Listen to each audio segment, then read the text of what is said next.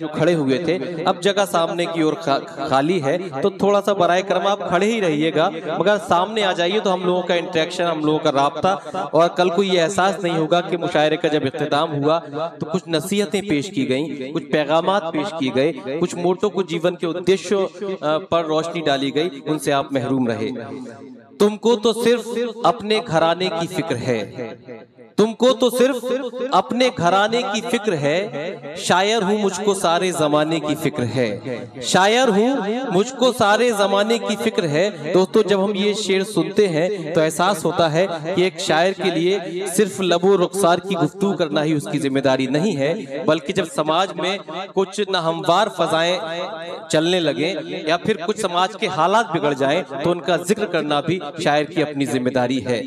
ہمارے مشاعروں کا وہ عالمی شہرت یافتہ نوجوان شاعر جس کی آواز نے بے حسی اور ظلم کی زنجیروں کو توڑ دیا ہے، مگر یہ الگ بات کہ کچھ کم ذہنوں نے یہ سوچا کہ پرتاپ گڑھ کی یہ آواز سیاست کی آواز ہے، مگر آپ اعتماد رکھیے، آپ خود گواہ ہوں گے جناب شہزادہ کلیم کو سننے کے بعد کہ یہ آواز سیاست کی آواز نہیں ہے، یہ آواز صداقت کی آواز ہے، یہ آواز انسانیت کی آواز ہے، یہ آواز محبت کی آواز ہے۔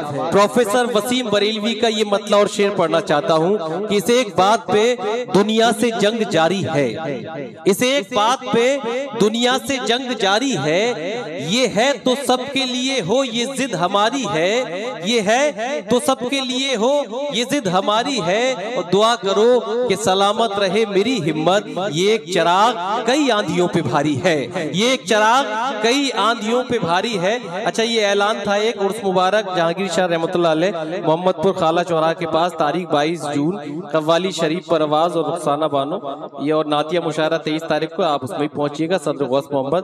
تو آئیے دوستوں یہ اعلان اور یہ آپ کی سماعتیں، آپ کی محفل قبولیت کا وقت، تو آئیے ایسی گفتگو سماعت کرتے ہیں جس وقت کی ضرورت ہے، جو حالات کی ضرورت ہے، اور استقبال کرتے ہیں جناب شہزادہ کلیم پرتاپ گڑھی، تشریف لائیں، زوردار تالیوں سے استقبال فرمائیں۔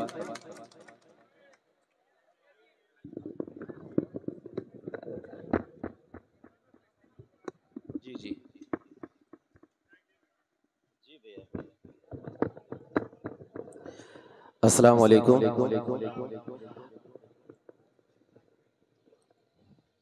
حفیظ بھائی بھیا تھوڑا سا ویلوم ایکو ہلکا سا دیجئے اس میں شروع کروں۔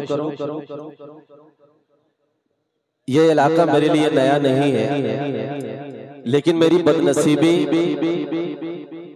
کہ آج کل پتہ نہیں میرے ساتھ کیا ہو رہا ہے کہ جب سے میں نے داڑھی رکھ لیا مشاعروں میں مجھے سب سے آخر میں پڑھایا جا رہا ہے۔ یہ لوگ آدھار کارڈ بھی دیکھتے ہیں، لیکن چلیے اسے بھی قبول کرتا ہوں۔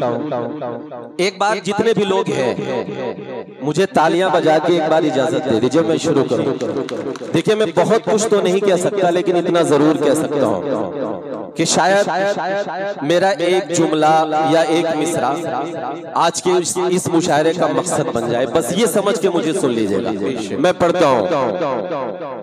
اے میری قوم کے نوجوانوں سنو، یہیں سے تالیوں سے استقبال کیجئے دوستوں، اپنی سماعتوں کو یکجا کر کے شامل ہو جائیے۔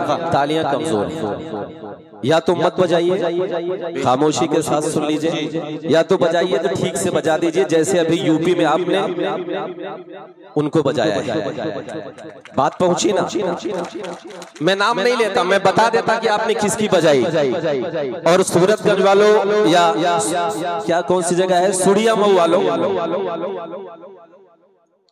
یعنی پی ایم صاحب کا نام اس لیے نہیں لیتا کیونکہ میں نہیں چاہتا کہ اتنی پاک اور مقدس سرزمین پر تہجد کے وقت میں اس شخص کا نام لے کر اپنا وضو توڑوں۔ اس لیے اے میری قوم کے نوجوانوں سنو، بات میری اے دینی گھرانوں سنو۔ بھائی آئیے، آپ نے کہا کہ ابھی شہزادہ کلیم کو سننا ہے، تو میرے بھائی نے کہا کون شہزادہ کلیم، اور میرے ڈائز پر کچھ دوستوں نے مسکرایا بھی کہ مزہ آ گیا۔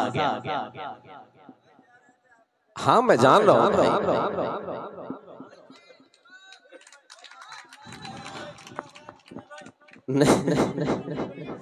ہاں سب سنا ہوگا, بس سنیے. اے میرے قوم کے نوجوانوں سنو بات میری, دینی گھرانوں سنو, آج تم کو تمہیں سے ملاؤں گا میں, کیا ہو تم یہ حقیقت بتاؤں گا میں, تم ہی تو مصطفیٰ کے زمانے سے ہو. اگلا مصرع میں جو پڑھنے جا رہا ہوں اس مشاعرے کا مقصد ہے کوئی بھی ہاتھ خاموش نہ رہے کہ اے میری قوم کے نوجوانوں سنو بات میری, دینی گھرانوں سنو, آج تم کو تمہیں سے ملاؤں گا میں, کیا ہو تم یہ حقیقت بتاؤں گا میں, تم ہی تو مصطفیٰ کے زمانے سے ہو, ہاں تمہیں مطلب کے گھرانے سے ہو, کہ ہاں تمہیں مصطفیٰ کے زمانے سے ہو, تم ہی تو مطلب کے گھرانے سے ہو, آج تعلیم سے دور تم ہو گئے, اپنی قسمت پہ مجبور تم ہو گئے, گھر بچانا ہے اب تینوں ایمان کو, گھر بچانا ہے اب تینوں ایمان کو.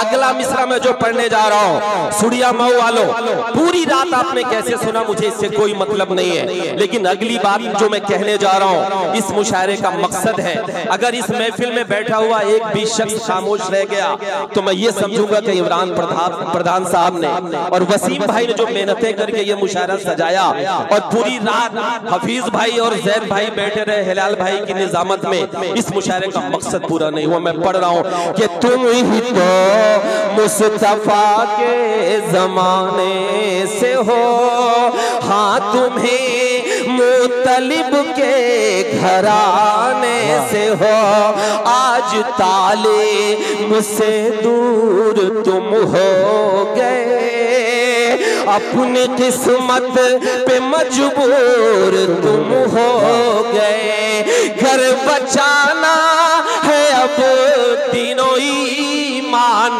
کو, گھر بچانا ہے اب تینوں ایمان کو, جاگنا ہوگا ہر ایک مسلمان کو.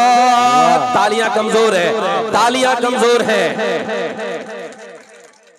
یہ ہے نا مقصد, ضرورت ہے نا اس چیز کی,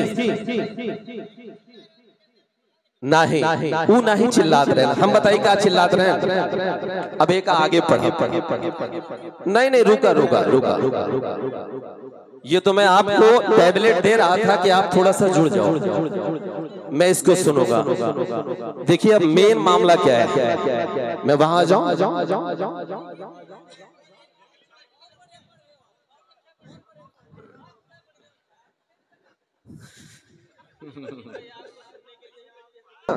کاہیں کہ ہے کون شہزادہ گلی, بولا جب تالی بجاؤ,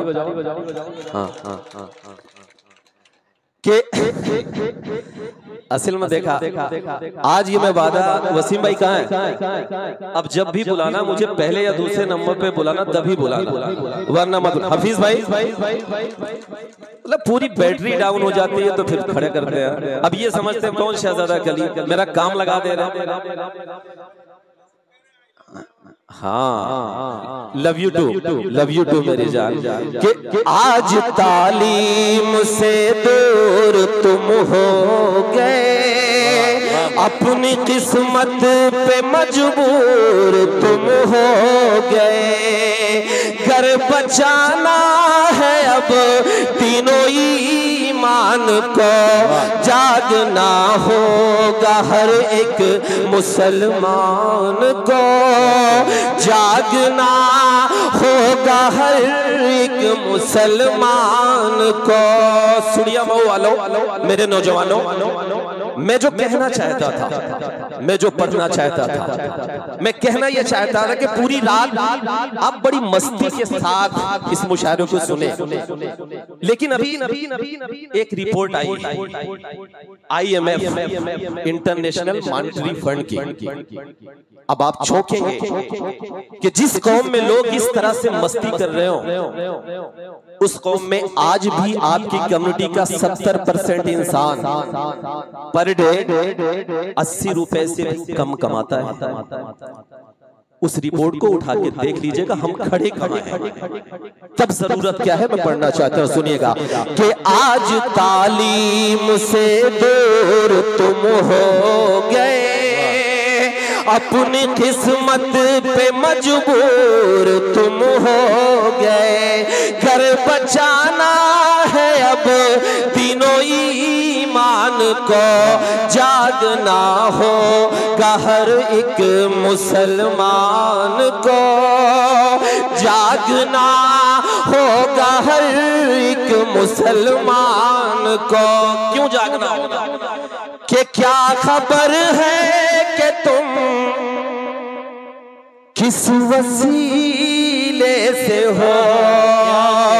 سڑیا مئو والو، اگلی بات جو میں کہنے جا رہا ہوں، اس محفل میں بیٹھا ہوا ایک شخص بھی اگر خاموش رہا اگلی بات پہ تو میں سمجھوں گا کہ اس نام کی عزت آپ کے دل میں نہیں۔ میں پڑھ رہا ہوں کہ کیا خبر ہے کہ تم کس وسیلے سے ہو، کیا خبر ہے کہ تم کس وسیلے سے ہو، کیا خبر ہے کہ تم کس وسیلے سے ہو، تم تو حضرت عمر کے قبیلے سے ہو۔ تالیاں کمزور ہیں، تالیاں کمزور ہیں، زندہ باد زندہ باد، واہ۔ کہ کیا خبر ہے کہ تم کس وسیلے سے ہو، تم تو حضرت عمر کے قبیلے سے ہو، کیا پتہ ہے تیرے کون حضرت علی، جن سے لرزا ہے خیبر یہاں آج بھی 313 تھے صرف تم بدر میں، 313 تھے صرف تم بدر میں، یاد کر فتح کر ڈالا میدان کو۔ زندہ باد، کیا تاریخ پیش کی ہے، واہ واہ واہ واہ۔ بھیا کہا ہوئی ہے دقت، بیٹھ جا میری جان، مطلب دکان ہمارے ٹھیک ٹھاک چلتا ہے، دیکھ نہیں پاتا۔ اچھا یہ اتر پردیش کا آدمی کسی کو کھاتا پیتا نہیں دیکھ سکتا، کسی کی دکان چل جائے تو پیر سے مار دے گا۔ بجاؤ بھیا تالی بجاؤ، شاباش۔ کہ کیا خبر ہے کہ تم کس وسیلے سے ہو، تم تو حضرت عمر کے قبیلے سے ہو، کیا پتہ ہے تیرے کون حضرت علی، جن سے لرزا ہے خیبر یہاں آج بھی 313 تھے صرف تم بدر میں، یاد کر فتح کر ڈالا میدان کو، جاگنا ہوگا ہر ایک مسلمان کو۔ سڑیا سنیے مئو والوں، اب میں جو بات کہنے جا رہا ہوں، آپ نے ابھی ایک شخص کا غرور توڑا ہے. آپ یقین مانو، آپ کو یہ لگتا ہے کہ سرکار نہیں بدلی. یہ صحیح ہے کہ سرکار نہیں بدلی، لیکن یہ بھی صحیح ہے کہ سرکار ہل گئی. اور کیسے ہلی؟ ایک کام اور کر لیجئے آپ.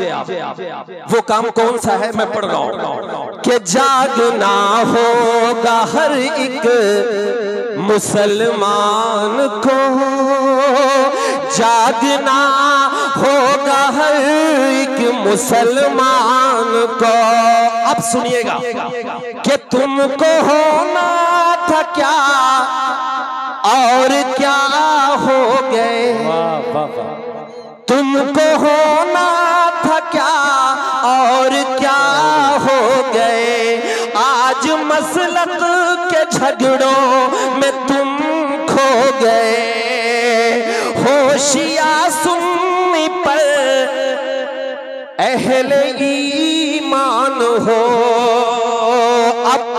اب دستخط کریے گا، مہر لگائیے گا اپنے تالیوں کی کہ تم کو ہونا تھا کیا اور کیا ہو گئے.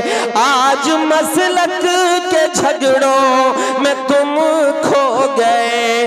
ہوشیاں سننے پر اہل ایمان ہو، جو بھی ہو پہلے تم ایک مسلمان ہو. تم کو بیدار ہونا ضروری ہے اب، تم کو بیدار ہونا ضروری ہے اب، ورنہ کھو دو گے تم اپنی پہچان کو. ہر ایک مسلمان کو جاگ. آخری بات کہہ کے میں اپنی جگہ لیتا ہوں، اور اگلی بار سنیے میری جان، اگلی بار حفیظ بھائی اور وسیم بھائی جب اس وعدے کے ساتھ بلائیں گے کہ میں آپ کو شروع میں پڑھاؤں گا تبھی آؤں، ورنہ گھر پہ میرے دال روٹی پکی ہے. سنیں ارے لو یو ٹو میری جان.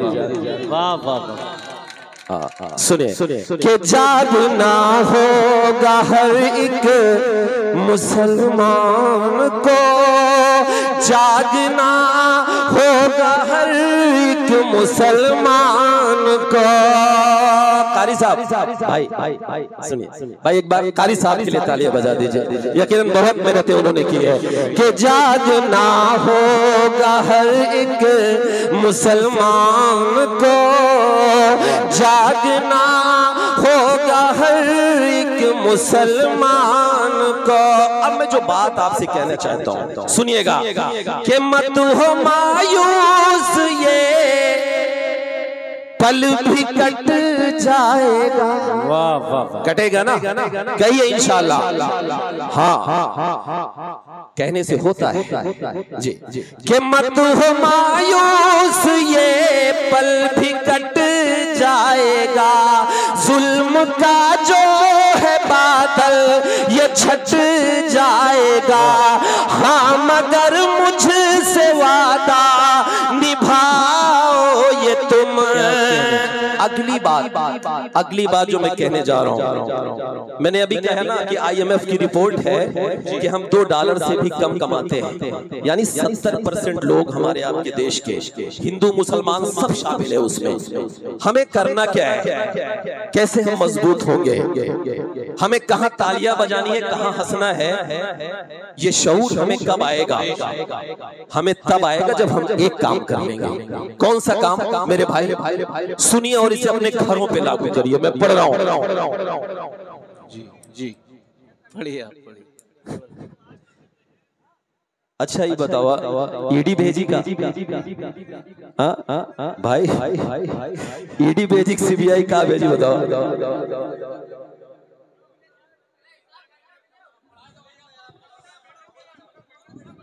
نہیں یہ پیمنٹ نہیں دے رہے ہیں، یہ بتا رہے ہیں کتنے میں ہی آئے ہیں سب. اچھا 2 منٹ رکھ لیجئے. جی ہاں وہی تو سب سامانوں میں کرتا ہے انکم ٹیکس آئیے تو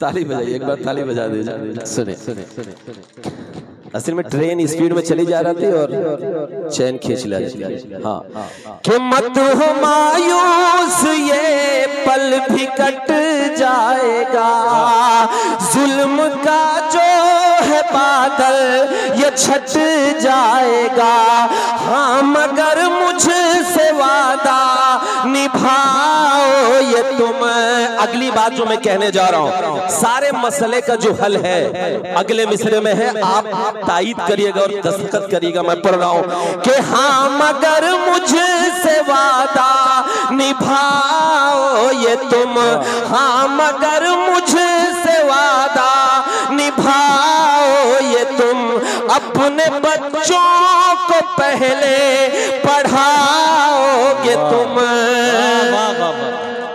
جب خدا ساتھ ہے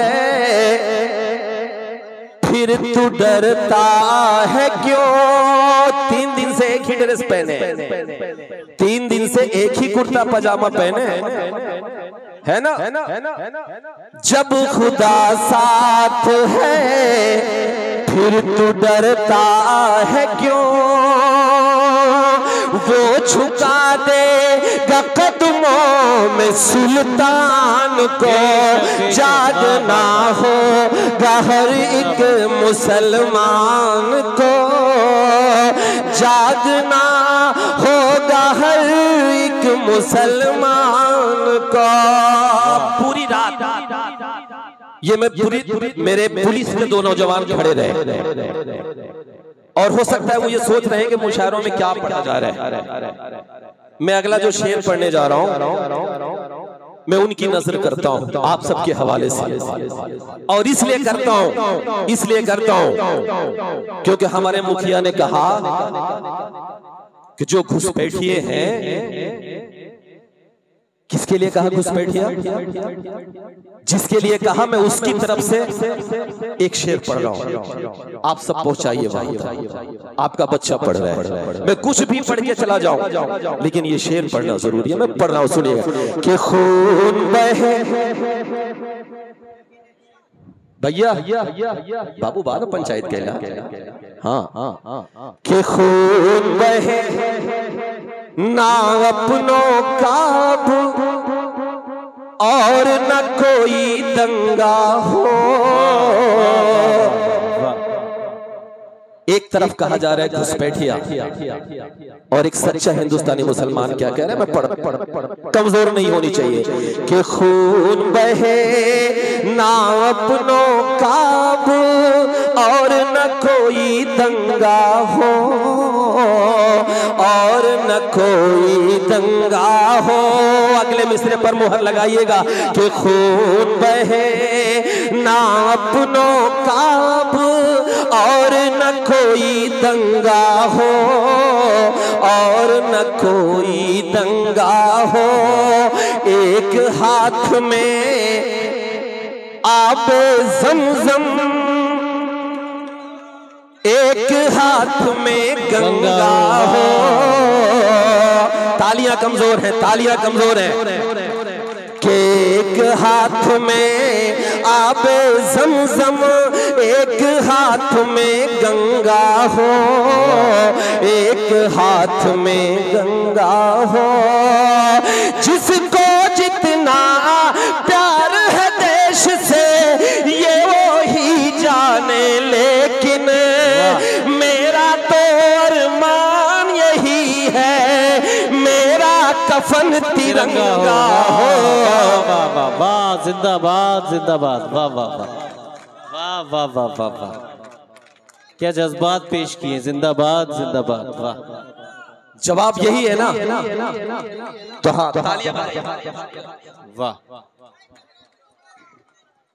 کہ خون بہے نہ اپنوں کا اور نہ کوئی دنگا ہو اور نہ کوئی دنگا ہو ایک ہاتھ میں آب زمزم ایک ہاتھ میں گنگا ہو، ایک ہاتھ میں گنگا ہو، جس کو جتنا پیار ہے دیش سے یہ وہی جانے، لیکن میرا تو ارمان یہی ہے میرا کفن ترنگا ہو۔ لیکن ہمیں کام کرنا ہے، اور کام یہ کرنا ہے کہ جتنا تیرا، سنیے نوجوانوں، کہ ابھی وہ پتہ نہیں کیا کیا سنا گیا، کمر پتلی باہوں میں، ہے نا؟ سنیے میں جو پڑھنے جا رہا ہوں، کہ جتنا تیرا اتنا میرا، سب کو یہ بتلایا جائے، سب کو یہ بتلایا جائے، آنے والی نسلوں کو اب اور نہ یوں بھٹکایا جائے، اور نہ یوں بھٹکایا جائے۔ دیش میں ہندو مسلم کا جو زہر پروسا کرتے ہیں، دیش میں ہندو مسلم کا جو زہر پروسا کرتے ہیں، ایسے نیتاؤں کو پہلے پھانسی پر لٹکایا جائے۔ جتنا تیرا لیکن ہلال بھائی، کاوش بھائی، اتنی رات میں کس سے بات کرے؟ بھابھی تو سو گئی ہوگی۔ ہاں کس سے؟ ہاں ٹھیک ہے کہ ایسے نیتاؤں کو پہلے پھانسی پر لٹکایا جائے، پھانسی پر لٹکایا جائے۔ لیکن ہمیں کام اور کرنا پڑے گا۔ آپ لوگ دیکھتے ہو کہ ہر شام ٹی وی پر تیتر لڑتے ہیں، دیکھا ہے نا؟ ہاں ایسا لڑتے ہیں کہ جیسے لگتا ہے ٹی وی پھوڑ کے باہر آ جائیں گے، لگتا ہے نا؟ تو ہم کو ایک کام کرنا ہے، اور کام کیا کرنا ہے سنیے گا۔ یہ تو ثابت ہو گیا کہ ہندوستان میں آج بھی 70% سے زیادہ ہمارے ہندو اور مسلمان ایک ساتھ محبت کے ساتھ رہنا چاہتے ہیں۔ اس الیکشن میں یہ ثابت ہو گیا، اور یقیناً یہی سچا ہندوستان ہے۔ کوئی سمویدھان نہیں بدل پائے گا، یہ سب سپنے کی بات ہے۔ سنیے کہ ایسے نیتاؤں کو پہلے پھانسی پر لٹکایا جائے، پھانسی پر لٹکایا جائے۔ ایک کام اور کرنا ہے، وہ کام یہ کرنا ہے کہ نفرت کے ان اونچے اٹھتے شعلوں کو بھی مند کرو، شعلوں کو بھی مند کرو، جس کی جتنی حد ہے اس کو اس حد میں پابند کرو، اس حد میں پابند کرو۔ اب مہر لگائیے گا کہ جس کی جتنی حد ہے اس کو اس حد میں پابند کرو، اس حد میں پابند کرو۔ فرض قلم کا پھول کے جو سرکاروں کے دلال بنے، ایسے ٹی وی چینل ایسے اخباروں کو بند کرو۔ زندہ باد، واہ واہ واہ واہ واہ واہ واہ واہ، کیا کہنے۔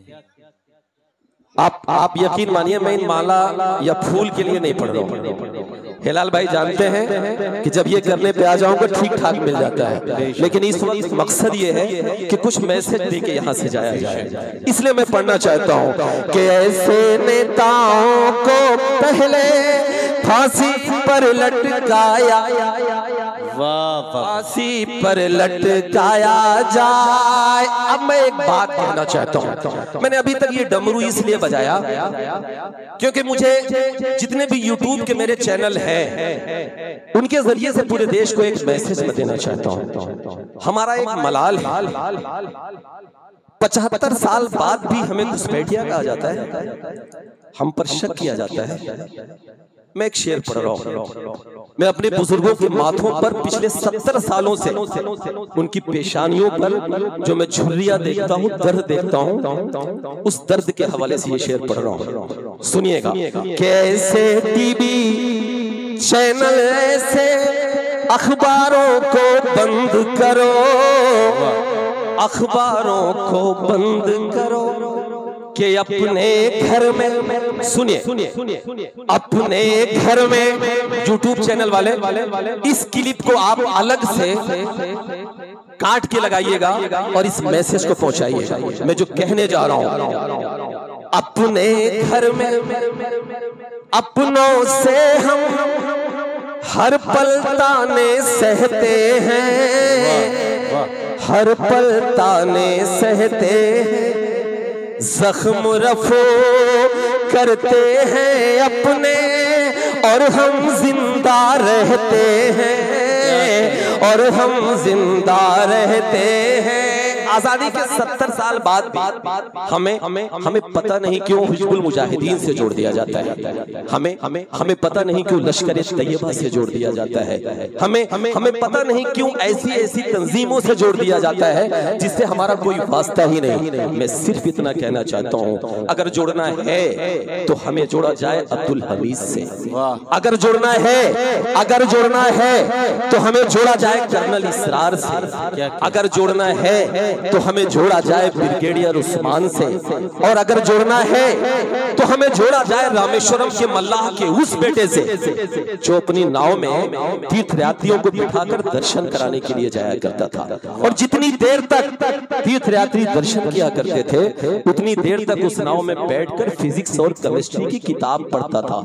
اس غربت میں بھی پڑھ کے ایک دن اس دیش کا سب سے بڑا سائنٹسٹ بنتا ہے، سب سے بڑا ویگیانک بنتا ہے، سب سے بڑا میسائل مین بنتا ہے۔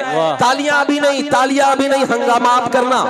اس غربت میں بھی پڑھائی کر کے ایک دن اس دیش کا سب سے بڑا سائنٹسٹ بنتا ہے، سب سے بڑا ویگیانک بنتا ہے، سب سے بڑا میسائل مین بنتا ہے۔ اگر جوڑنا ہے تو ہمیں جوڑو پاگل سے، اس شخص سے جسے ہم اے پی جے عبدالکلام کہتے ہیں۔ تب پڑھتا ہوں کہ اپنے گھر میں اپنوں سے ہم ہر پل تانے سہتے ہیں، ہر پل تانے سہتے ہیں، زخم رفو کرتے ہیں اپنے اور ہم زندہ رہتے ہیں، اور ہم زندہ رہتے ہیں۔ اب ساتھ دیجئے گا کہ زخم رفو کرتے ہیں اپنے اور ہم زندہ رہتے ہیں، اور ہم زندہ رہتے ہیں۔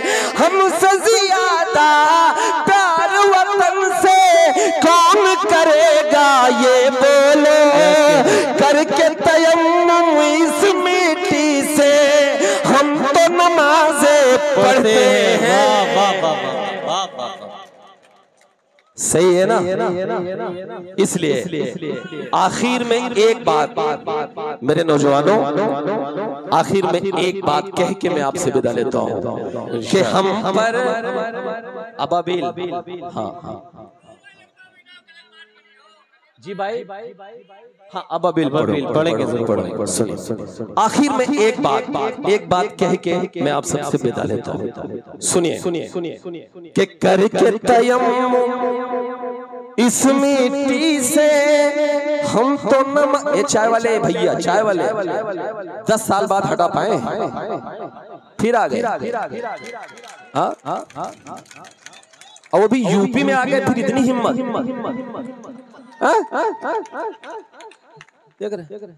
مطلب 10 سال سے محنت کے یو پی میں نہ آئے اور ٹیٹ پہ ہاتھ رکھ کے کھڑا۔ پلٹو چاچا بلاؤ کا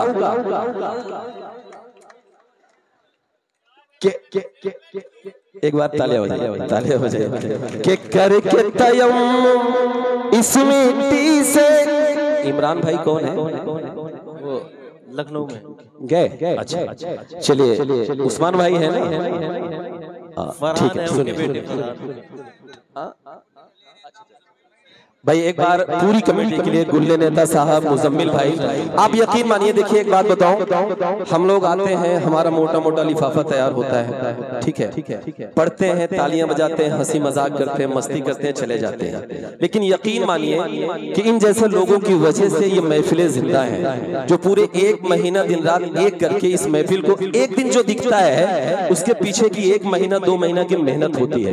اس لیے اسلم بھائی، اسلم چوڑی والے، اسلم بھائی کے لیے بھی ایک بار آپ کی زوردار تالیاں آنی چاہیے۔ سنیے گا کہ کر کے تیمم اس مٹی سے ہم تو نمازیں پڑھتے ہیں، ہم تو نمازیں پڑھتے ہیں، لیکن ہمیں ایک کام کرنا ہے۔ اسلم بھائی سنیے گا، آپ کی دعائیں چاہتا ہوں، ہمیں کام کیا کرنا ہے؟ گلنو بھائی سنیے کہ ہم پر چاہے، دیا سنو، تالی بجاؤ، ہم پر چاہے جتنے بھی الزام لگائے جائیں گے، الزام لگائے جائیں گے، آخری سانس تلک ہم اپنا فرض نبھائے جائیں گے، فرض نبھائے جائیں گے، اس مٹی سے رشتہ ہمارا اس دن ہی اب ٹوٹے گا۔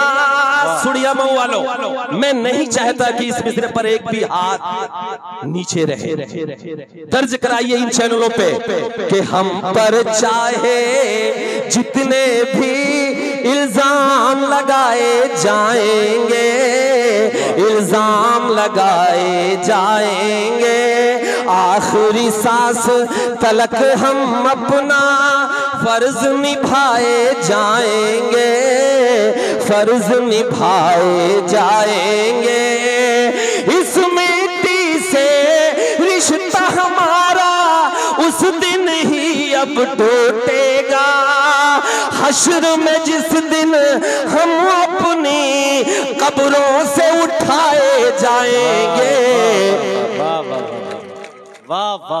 کہ کل کی سیاہی، قسم سے موڈ بنا دیا یار، مجھے پتہ ہی نہیں تھا کہ آپ اتنا پیارا سنتے ہیں۔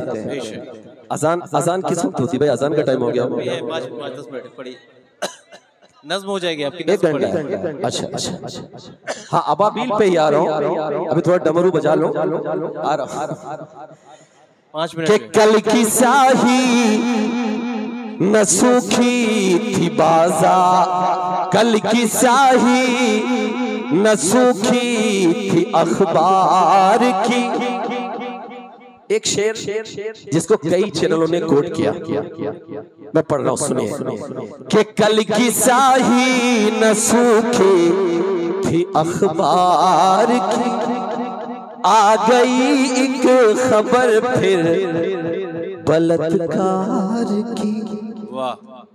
نہیں تالیاں نہیں، اس پر سوچنے کی ضرورت ہے کہ کل کی سیاہی نہ سوکھی تھی اخبار کی، آ گئی ایک خبر پھر بلاتکار کے، ساتھ دیجئے گا کہ عزتیں لٹ رہی ہے یہاں روز اب،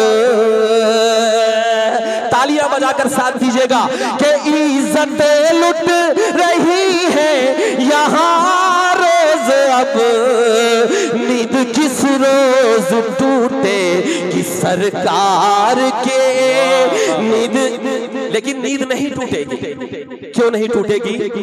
کہ دھرم کے نام پر، چائے کے نام پر، اس لیے نہیں ٹوٹے گی کہ دھرم، میں ایک پارٹی کا نیشنل پد پہ تھا، اور جب میں اس طرح کے شعر پڑھتا تھا تو لوگ کہتے تھے کہ کلیم بھائی آپ تو نیتا ہو، کسی پارٹی کے نیشنل پد پہ ہو، حافظ صاحب بیٹھے ہوئے تھے، میں ان کی پارٹی کا نیشنل پد پہ تھا، میں زید پور آیا تھا، پورے یو پی کا سفر کر رہا تھا، لوگوں نے کہا کلیم بھائی بندشیں لگا دی گئی ہیں، میں نے کہا استعفیٰ مارتا ہوں آپ کے منہ پہ، کیونکہ میرے لیے یہ عوام سب سے زیادہ ضروری ہے، میرے لیے کوئی پد ضروری نہیں ہے۔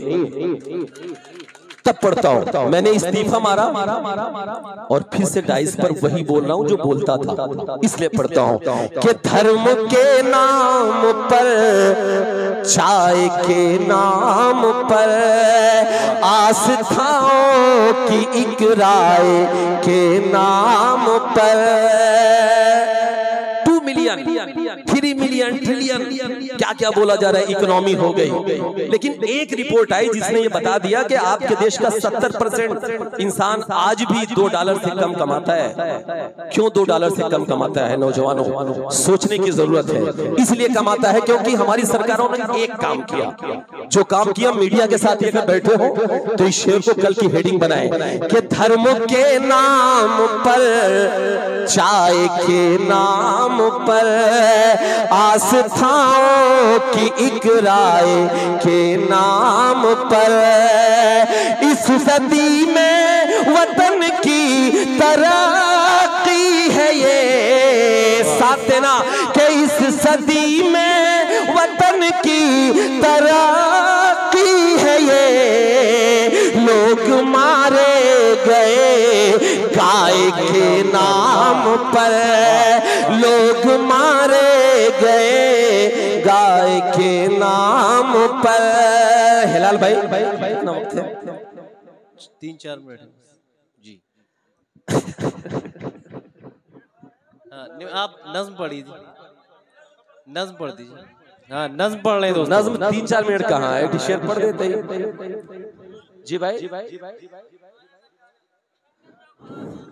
اچھا چلیے ٹھیک ہے، میں ایک نظم پڑھ دیتا ہوں، اس کے بعد یہیں پہ محفل کا اختتام ہوتا ہے. ایک نظم میری چھوٹی سی ہے جس نے پچھلے 2-3 سالوں میں جو میری پہچان بنی. جی ایک معصوم سا چھوٹا سا بچہ 5 سال کا 6 سال کا، سوڑیا مئو والوں، آپ یہ دیکھ رہے ہیں کہ فلسطین میں لگ بھگ 50,000 سے زیادہ لوگوں کا قتل کر دیا گیا، بچوں کا قتل کر دیا گیا، لوگ بے گھر ہوئے. آج کے 2 سال پہلے 2.5 سال پہلے ایک ویڈیو وائرل ہو رہا تھا. ویڈیو یہ تھا کہ ایک چھوٹا سا معصوم سا بچہ، اگر آپ نے فرمائش کی ہے تو آپ اسی سنجیدگی کے ساتھ سنیے گا، میرا ساتھ دیجیے گا. ایک چھوٹا سا بچہ 5 سال کا 6 سال کا جس کے بدن پہ کوئی کپڑا نہیں ہے، ننگے بدن مسجد اقصی یعنی بیت المقدس کے سامنے کھڑا ہو جاتا ہے اور اسرائیلی فوجوں کے سامنے جن کے ہاتھوں میں AK-47 سے بھی اپڈیٹ گن تھی، وہ اپنا سینہ تان کر کہتا ہے کہ گولی مارنی ہے تو میرے سینے پر مارو، جب تک میرے بدن میں جان رہے گی میں اپنی مسجد اقصی پر کوئی آنچ نہیں آنے دوں گا. وہ بچہ جب یہ بات کہتا ہے فلسطینی زبان میں تو اسرائیلی فوج کا نوجوان اس کی بات پہ ہنستا ہے طنزیہ لہجے میں اور پیچھے ہٹ جاتا ہے 2 قدم. وہ بچہ ننگے بدن ہے، 5 سال کا ہے، 6 سال کا ہے، گھٹنوں کے بل وہیں بیٹھ جاتا ہے اور اپنے دونوں ہاتھ اٹھا کر اللہ سے ایک دعا کرتا ہے.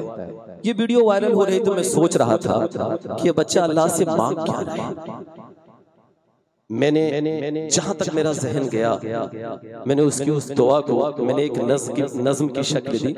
آپ سب سنیے گا اور میرا ساتھ دیجیے گا. وہ بچہ اللہ سے کہہ کیا رہا ہے؟ وہ بچہ اللہ سے کہہ رہا ہے کہ قہر یہ ظلم کا مجھ پہ ٹوٹا ہے کیوں،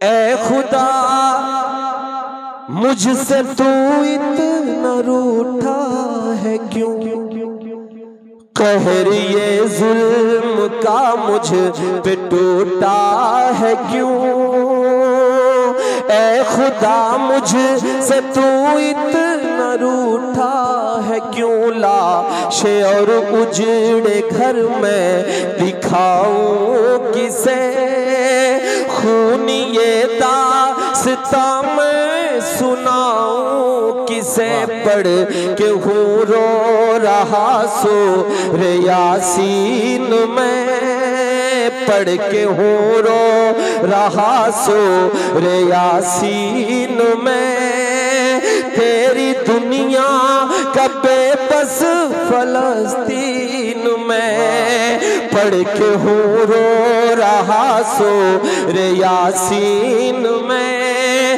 تیری دنیا کا شبے بس فلسطین میں، کب تلک ظلم شیطان پتا ڈھائیں گے، آسمان سے ابابیل کب آئیں گے، آسمان سے ابابیل کب آئیں گے، آسمان سے ابابیل کب آئیں گے، آسمان سے ابابیل کب آئیں گے۔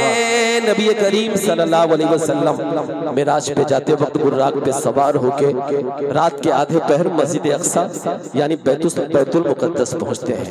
وہ بچہ رو کر اس تاریخ کا حوالہ دے کر اللہ سے ایک فریاد کرتا ہے، ایک گزارش کرتا ہے، سنیے گا کہ آسمان سے ابابیل کب آئیں گے، کہ یہ فضا ہے وہی، یہ جہاں ہے وہی، یہ زمین ہے وہی، یہ جگہ ہے وہی، یہ فضا ہے وہی، یہ جہاں ہے وہی، یہ زمین ہے وہی، یہ جہاں ہے وہی، بیٹھ براق پہ ساتھ جبریل کے، رات آدھی ڈلے آئے تھے جب نبی، ایک مصلی بچھایا زمین پر میرے، ایک مصلی بچھایا زمین پر میرے، اور سب انبیاء بن گئے مقتدی، اور سب انبیاء بن گئے مقتدی، اس مبارک زمین پر تیرے بندوں کے، اور کتنے کیے سر قلم جائیں گے، آسمان سے ابابیل کب آئیں گے۔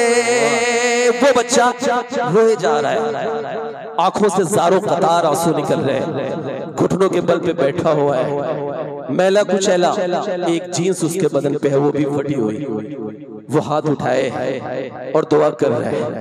اب اگلی دعا وہ کون سی کر رہا ہے، کون سی فریاد کر رہے ہیں، سنیے گا سوریہ مئو والوں، کہ آسمان سے ابابیل کب آئیں گے، کہ ایک سالار لشکر جیالا کوئی، کرتے پیدا تو اللہ حوالہ کوئی، کہہ رہی ہے تڑپ کر میری سرزمین، تو بچا لے میرا قبلہ اولی، کہ قہر ہم پہ نہ ہو پھر سے برپا کوئی۔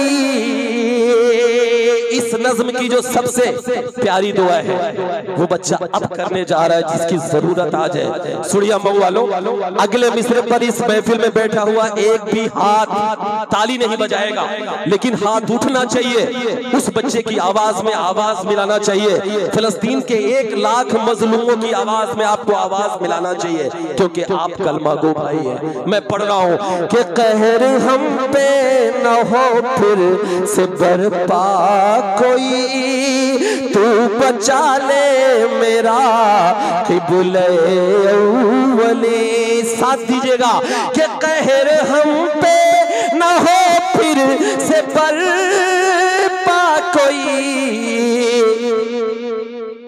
بھیج دے پھر خلیفہ عمر سا کوئی، بھیج دے پھر خلیفہ عمر سا کوئی، ہوگا آزاد بیت المقدس یہ پھر انشاءاللہ کہیے کہ ہوگا آزاد بیت المقدس یہ پھر، بن کے سلطان ایوب بھی ہم چھائیں گے، آسمان سے ابابیل کب آئیں گے کہ قہر یہ ظلم کا مجھ پہ ٹوٹا ہے کیوں، اے خدا مجھ پہ مجھ سے تو اتنا روٹھا ہے کیوں، کب تلک ظلم شیطان بتا دھائیں گے، آسمان سے ابابیل کب آئیں گے۔ سڑیا مئو والو، گیتوں بھری سہانی ہنسی رات ہو نہ ہو، اس طرح پھر دوبارہ کبھی بات ہو نہ ہو، اس طرح پھر دوبارہ کبھی بات ہو نہ ہو، دل سے اٹھا کے ہاتھ ملے آپ کی دعا۔ چاچا بھائی بیٹھ 2 منٹ میں جان کہ گیتوں بھری یہ بس آخری قطعات ہے، 2 منٹ کہ گیتوں بھری سہانے ہنسی رات ہو نہ ہو، اس طرح پھر دوبارہ کبھی بات ہو نہ ہو، دل سے اٹھا کے ہاتھ ملے آپ کی دعا،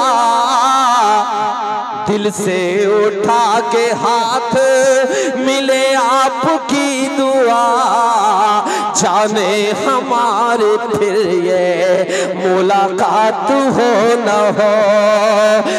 لیکن آخر میں ہمارے بزرگوں نے ایک بات کہی ہے کہ مایوسی کفر ہے۔ وسیم بھائی نے وعدہ کیا ہے کہ اب جب بھی بلاؤں گا، حفیظ بھائی، زید بھائی اور میرے کمیٹی کے جتنے بھی ممبران ہیں یہ کہہ رہے ہیں کہ جب بھی بلاؤں گا شروع میں پڑھاؤں گا۔ اس امید کے ساتھ مایوسی کفر میں ایک بات کہہ کے آپ سب سے بداع لیتا ہوں، اور اس آخری بات پہ، آخری مصرے پہ مجھے آپ دعائیں دے کے بھیجنا تاکہ میں جا کے کہہ سکوں کہ بارہ بنکی والوں نے، سڑیا مئو والوں نے، سورت گنج والوں نے اتنی دعائیں دی ہیں جو اپنے دامن میں سمیٹ کے لایا ہوں۔ میں پڑھ رہا ہوں، سنیے گا کہ بن کر گلاب باغوں میں کھلتے رہیں گے ہم، دامن سبھی کا پیار سے سلتے رہیں گے ہم، دامن سبھی کا پیار سے سلتے رہیں گے ہم، دل میں بسا کے جا رہے ہیں یادوں کو تیری۔ سڑیا مئو والوں میرا ساتھ دینا، ہنگامے کے ساتھ پیدا کرنا کہ دل میں بسا کے جا رہے ہیں یادوں کو تیری، دل میں بسا کے جا رہے ہیں یادوں کو تیری، سانسیں رہیں دوبارہ بھی ملتے رہیں گے ہم، سانسیں رہیں دوبارہ بھی ملتے رہیں گے ہم۔ بہت بہت شکریہ۔ ایک بات پوری کمیٹی کے لیے، ہلال بھائی کے لیے، میرے جتنے بھی ممبران ہیں ان سب کے لیے ایک بات پوری محفل تالیاں بجا دے، یقیناً بہت اچھا پروگرام۔ بہت بہت شکریہ، اللہ حافظ، السلام علیکم۔ بہت شکریہ نواز۔